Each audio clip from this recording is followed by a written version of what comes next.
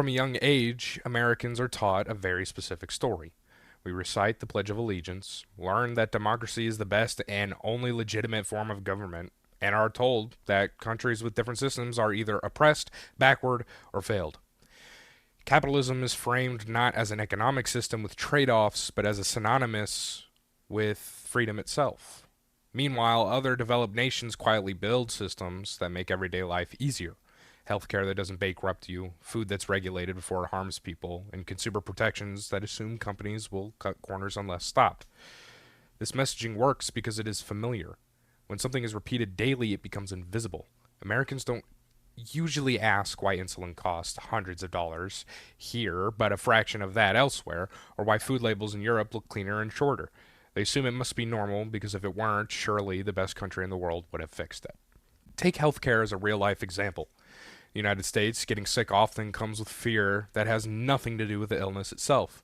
People delay doctor's visits, avoid ambulances, or ration medication because they're afraid of the bill. Someone can do everything right, have a job, have insurance, and still end up thousands of dollars in debt after a medical emergency. In countries with socialized healthcare systems, going to the hospital is stressful because you're sick, not because you might lose your savings.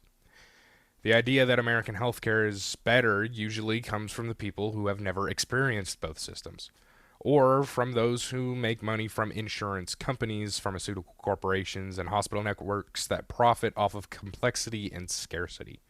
Like, I I often say this to my girlfriend a lot.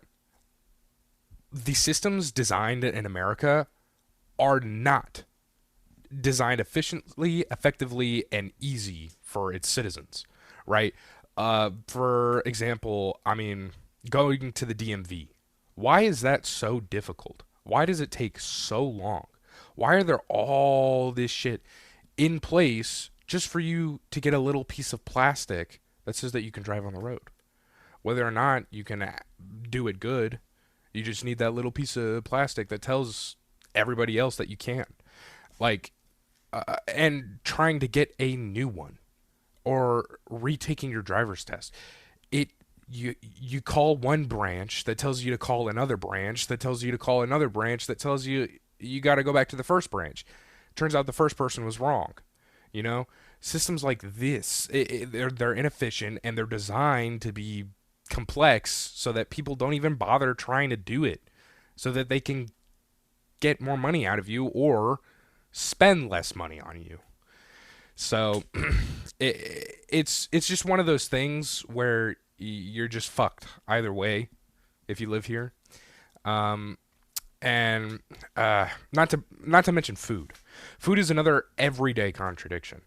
In Europe, many artificial dyes, preservatives, and additives are banned simply because they are unnecessary. The logic is straightforward. If something has no nutritional value and has even a small chance of causing harm, why allow it? In the United States, the standard is weaker. Substances are often illegal unless they show a high probability of harm. That doesn't mean, oh, this one's got ricin in it, let's take it off. That means that low risk, long term risks, especially those tied to chronic illnesses, remain acceptable if banning them would interfere with corporate profit. Meaning that, these things are legal because it doesn't have a high chance of killing you. It's a very low chance, but over time that could build up. And by that time, you're not going to know why you're dying. You're not going to know why you're dead because these foods that you have no knowledge on what's good and what's bad because they don't teach it to you. And you don't ever tend to think about it. You just go with what's cheapest or what tastes the best, you know? And this is why, like, the same cereal or candy sold by the same company have different ingredients depending on which country it's in. I've been to Europe a couple times, and there's this McDonald's that I went to in France, and it tasted so much better than it did in America. I can't tell you why. I know that they put different shit in it, but I don't know. It just tasted better. It tasted healthier, and usually in America when I eat fast food, I get this weird film in my mouth. It didn't happen in Europe, and it makes me feel lethargic. when I eat it in America as opposed to anywhere else in the world. And consumer rights tell a similar story. In the UK and much of Europe, returning a defective product is simple and expected. Warranties are stronger, data privacy is taken more seriously, and companies are assumed to be responsible for protecting consumers.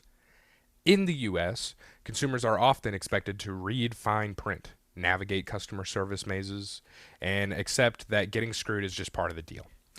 Responsibility shifts away from corporations and onto individuals, even when individuals have far less power. Like, you remember that one episode of Malcolm in the Middle where the father is getting blamed by this huge corporation for money laundering and fraud?